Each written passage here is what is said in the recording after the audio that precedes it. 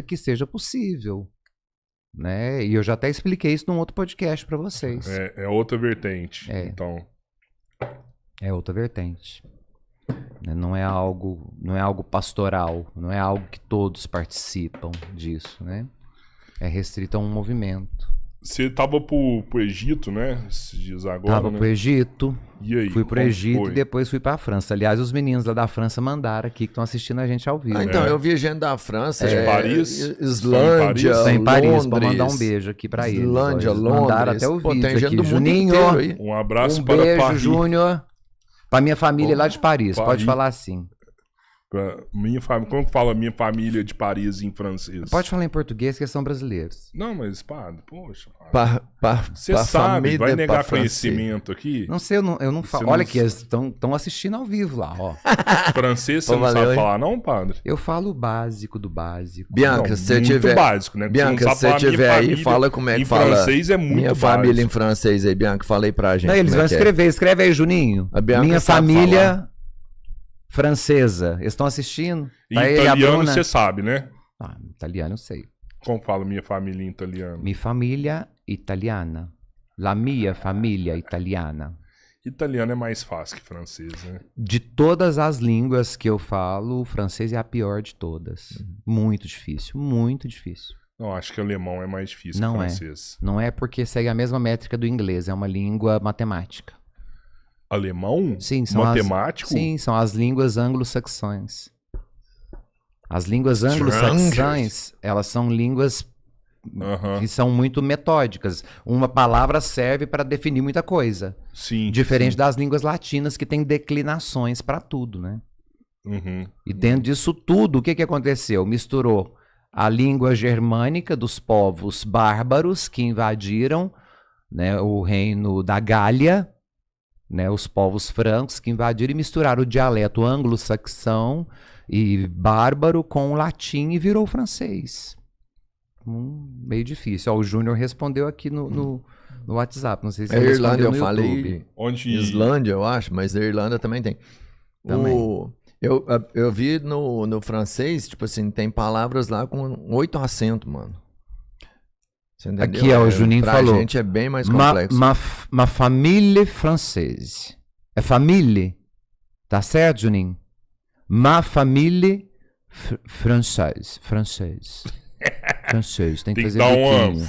uma... Tem que ter biquinho. Tem que fazer um biquinho. E até foi a Giza, que mora Ela é italiana. na Itália, né? Ela falou isso aqui também, que ela escolheu lá porque pela pronúncia, a língua italiana é mais fácil de Eu acho aprender do mais que as fácil. outras. Eu gosto mais do italiano. Ô, padre... Italiano você tem que falar brabo, né, mano? Não dá pra você falar normal. Não, ela é Tem que- cantada. A língua né? italiana Tem é que ser cantada. mais bate. É. Não, depende do que você quer dizer. Qualquer coisa. Você Só foi que a tem- passeio? Você foi a trabalho? Pro Egito, eu fui a passeio, mas ao mesmo tempo aproveitei para gravar um material que eu vou colocar na plataforma do curso de teologia online, que nós vamos inaugurar o ano que vem. Uhum. Então, ia A chegar propósito, nesse ponto. lugares Dá lá. pra absorver muito conhecimento nesses lugares? assim? Demais. Conhecimento que você não tinha. Demais. Tipo, ó, isso aqui eu não sabia. Muita coisa, tem coisa que... Eu sempre, quando eu chego no Egito, chego em Israel, por mais que eu já tenha ido dezenas de vezes, sempre vai ter uma novidade. Sempre, cara. É impressionante. Você foi nas pirâmides lá.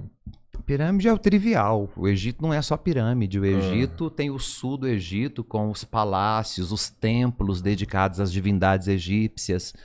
Tem o Rio Nilo, que é espetacular. Você faz um cruzeiro pelo Rio Nilo, Aham. conhecendo as cidades da época dos faraós, os templos, os castelos. É fantástico. Eu Não sei é que uma foi você busca que de me contou. conhecimento em cima de documentos, né? Não, mas você Você tem... não faz aquilo- pesquisas não, lá. Não.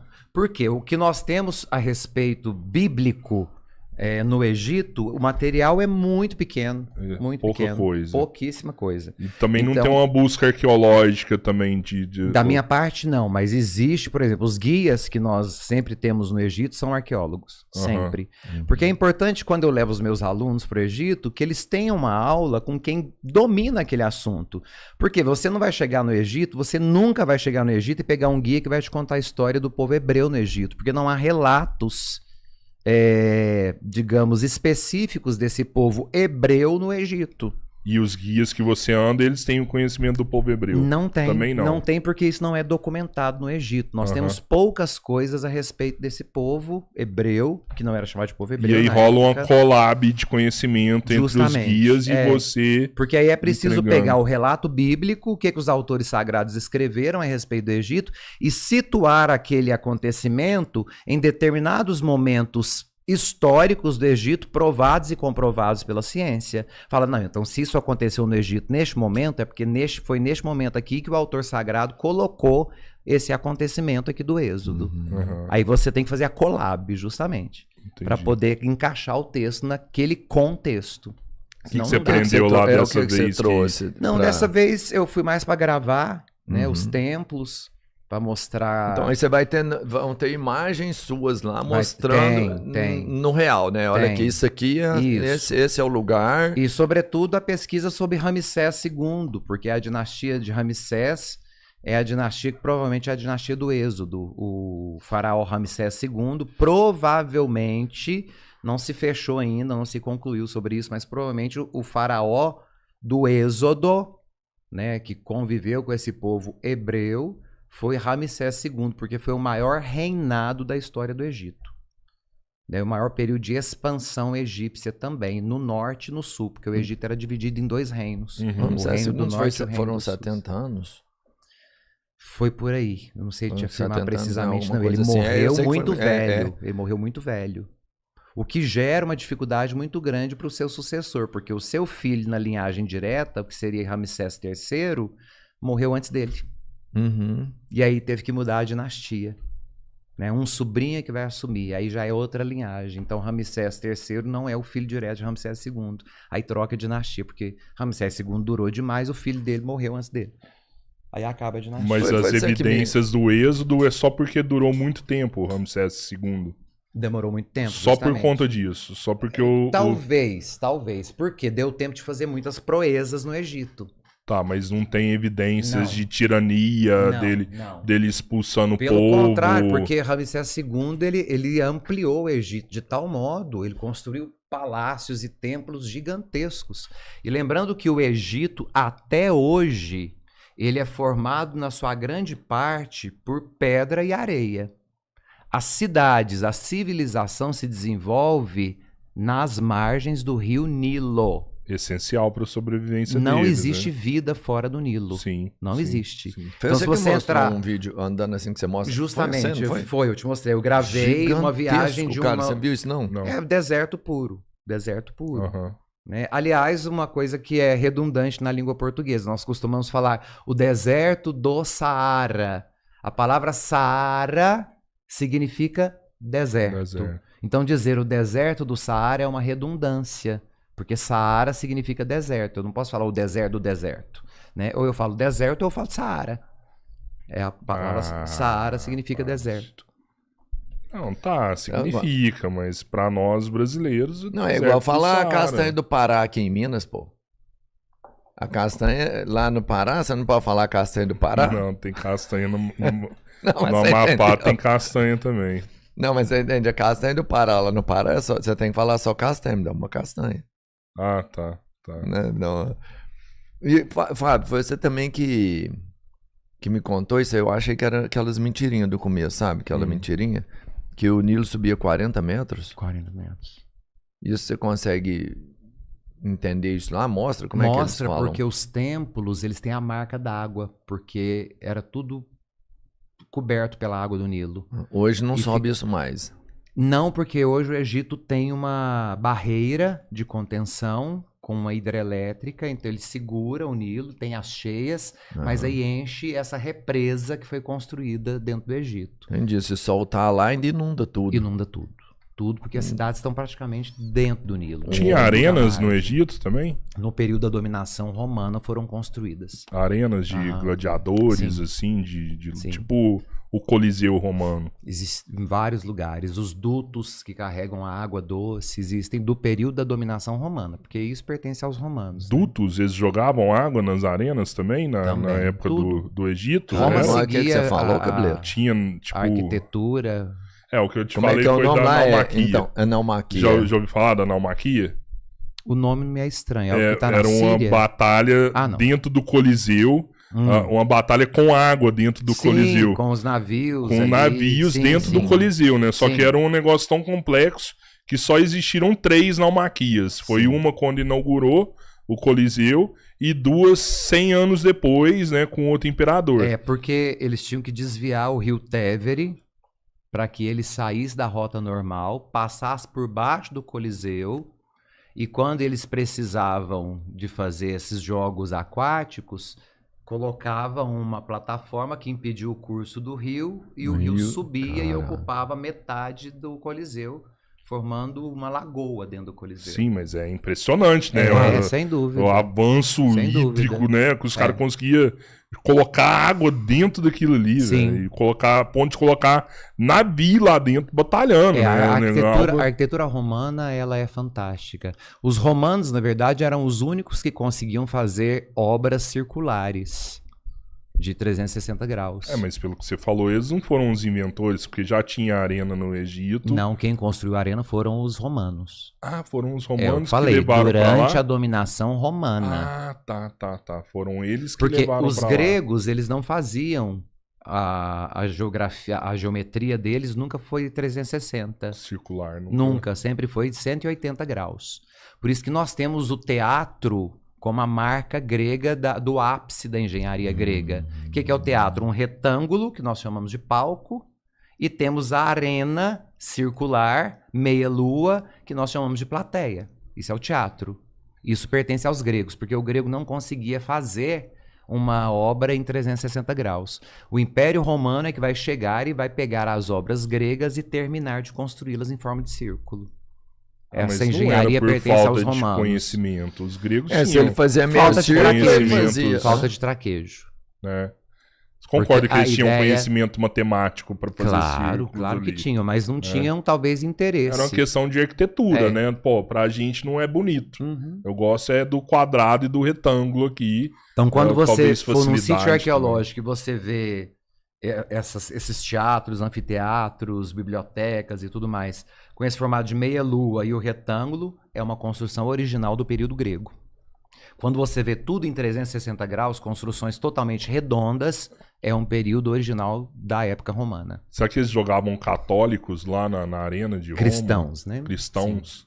Sim. Na Arena de Roma, É. a Arena de Roma foi lavada com sangue de batizados. Teve alguém que... Eu não me lembro agora se é uma passagem, que é Davi que é jogado para os leões e não é comido. Daniel, Daniel, na não Cova é? dos Leões. Daniel. Renato Russo até escreveu uma música com esse Verdade, nome. porra. Nunca mais Verdade. esquece. Nunca. É. E ele foi Daniel, jogado. Ele foi durante jogado. o exílio da Babilônia. Sim, Né? Daniel era um profeta, visionário, e ele é levado para o exílio da Babilônia, junto com a corte de Jerusalém. E ali ele ajudava o rei, só que ele não prestava culto aos deuses da Babilônia, como eram todos obrigados. E foi denunciado pelos babilônios como um ateu, porque não cultuava a figura, né, do grande deus babilônio. E o rei, mesmo gostando muito de Daniel, precisava fazer cumprir a lei. Então joga ele na cova dos leões. Só que os leões não o devoram. Da mesma forma que os seus amigos são jogados numa fornalha quente e o fogo não os consome. Então, Ele também os amigos de Daniel. não foi o único que foi severamente. Não. Tanto que o livro de Daniel é também chamado literatura apocalíptica, porque ele tem visões, ele tem movimentos que estão muito ligados aos códigos também do Apocalipse. O código vai me ajudar a me salvar? Não, nada vai te ajudar a te salvar, a não ser a sua boa inclinação e a misericórdia de Deus. O conhecimento não me libertará? Libertará. Eu Depende para estando onde. livre, eu não vou estar salvo? Todo mundo que é liberto está salvo. Acredito. Todo mundo que está liberto está de fato convertido. Não, mas Todo o mundo que conhecimento está é o caminho, liberto. não. É o caminho, concordo plenamente. Então eu tenho que ter esse conhecimento. Sim, mas a quem muito foi dado, muito será cobrado. Prefiro não tê-lo. Que eu não gosto de cobrança. Seria melhor ser ignorante. A Mas ignorância não também tem é uma como. dádiva, né? É, A Santo ignorância é uma Agostinho vai dádiva. dizer o contrário, né? Ele fala da memória enquanto aquilo que nós aprendemos, Santo Agostinho vai dizer, a memória, esse triste privilégio que nós temos. Um triste privilégio. Cara, Santo Agostinho era muito foda, né, velho? Tudo que ele fala, assim, Então, mais cedo eu pensei nisso, assim, por várias citações até, que o Fábio já fez hoje, várias citações sobre o Agostinho. Eu sou agostiniano, não tem como fugir disso, né? Mas assim, eu não sei se ele era mais sábio, ele teve um entendimento maior. Ele era muito inteligente, é do período da grande Roma, apogeu de Roma e queda de Roma, porque ele está no apogeu romano do Império, mas ao mesmo tempo numa crise onde o Império Romano está perdendo as suas fronteiras para os bárbaros, e Agostinho está no meio desse tiro, sabe? Então ele tinha que escrever de forma Ele era um acadêmico, ele era um catedrático de Milão. Milão, essa época, era uma capital do Império Romano. Então o bispo de Milão, na época, era Ambrósio. E Ambrósio era muito inteligente na sua didática, na sua pregação. E Agostinho era professor de filosofia na Universidade de Milão. Nós estamos falando de final do século IV. E então, quando nós falamos de Agostinho, estamos falando de um catedrático nomeado pelo imperador romano para ser professor na Universidade de Milão. Então, Agostinho era uma celebridade. E ele se converte ouvindo os sermões de Santo Ambrósio na Catedral de Milão, que naquele momento era a capital do Império Romano. Porque Roma nem sempre foi segura para o imperador. Então, a capital de Roma se mudou várias vezes de lugar. A capital do Império Romano. Necessário, né? Para manter o Império, né? Tanto que a palavra Milano, italiano, medium lanus, é aquilo que está no meio dos Alpes, né? Protegido pelos Alpes. Porque para invadir Milão, tinha que subir os Alpes, enfrentar a neve, descer os Alpes, passar pelos lagos, Lago de Garda, Lago Maggiore, para poder chegar em Milão. Então, Milão era muito segura.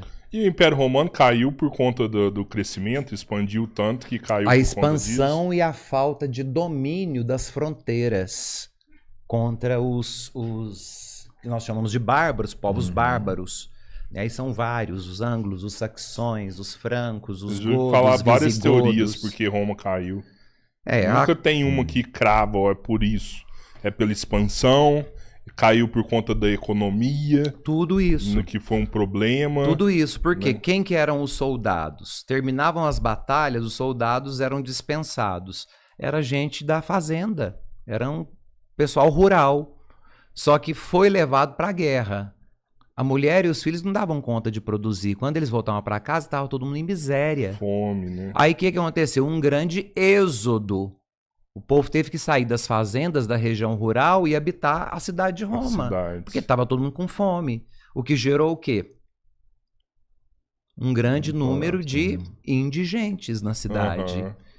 E Roma não permitia isso. Então virou uma crise grande contra o Senado. O poder político caiu. Roma já não tinha mão de obra, porque ninguém queria mais se alistar e ajudar, porque quando voltava não tinha mais nada. E aí, vai fazer o quê? Como que nós vamos ajudar esse povão? As legiões, os soldados. Alguém precisa cuidar das fronteiras, porque eu estou sabendo que os bárbaros estão invadindo o território ocidental. Quem que vai vigiar as fronteiras do Império? Nós não temos mão de obra. Então vamos fazer o seguinte, deixa o Império do Ocidente cair, vamos transferir Roma para Constantinopla e vamos governar a partir do Oriente, Constantinopla, atual Istambul, na Turquia. E entrega o Ocidente na mão do bispo de Roma, que a essa época já governava na unidade, que é a Igreja Católica. Então vai acontecer toda essa transição depois do século VII. E foi a igreja que teve a preocupação de cuidar desses indigentes e levar a educação com escolas, tanto dos romanos saúde. Quanto dos bárbaros. É a igreja que vai fazer a aliança, inclusive, com os bárbaros, para os bárbaros não saírem destruindo tudo que existia. Porque conhecimento era extremamente escasso, né? Para pouquíssimos. Né? Tanto que eles conseguiam dominar até com essas arenas, né? O famoso pão e circo ali, né? Para controlar o povo. Quando via que o povo estava insatisfeito com alguma ação, joga o cristão Império, na arena. Aí falava, vamos ter 3 meses de jogos dedicados ao Deus, não sei o quê. Aí era festa e comida e bebida para o povo o dia inteiro. Então acalmava a Revolução Popular. Vamos jogar uns padres na arena ali. Jogava todo mundo. Qualquer batizado estava apto a morrer. O batismo, inclusive, a teologia do batismo na igreja primitiva é a teologia do martírio.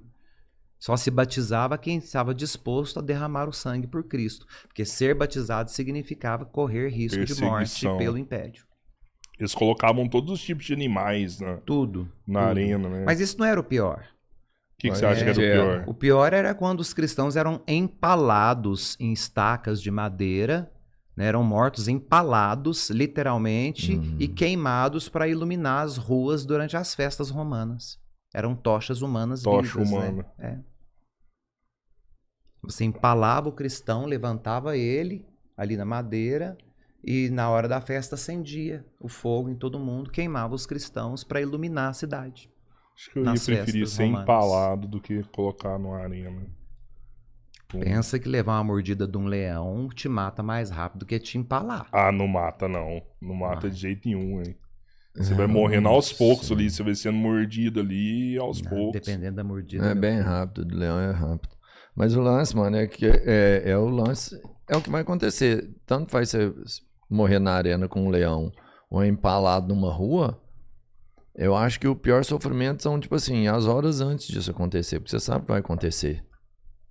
Você tá Agora, ligado? O que confortava os cristãos... Já é isso, a hora que o leão começou a pegar, porra, a adrenalina já fudeu. Quando você vai ser empalado também, começa a te perfurar ali, você fala, fudeu, a adrenalina já... O que confortava os cristãos? A salvação? Era a certeza da salvação.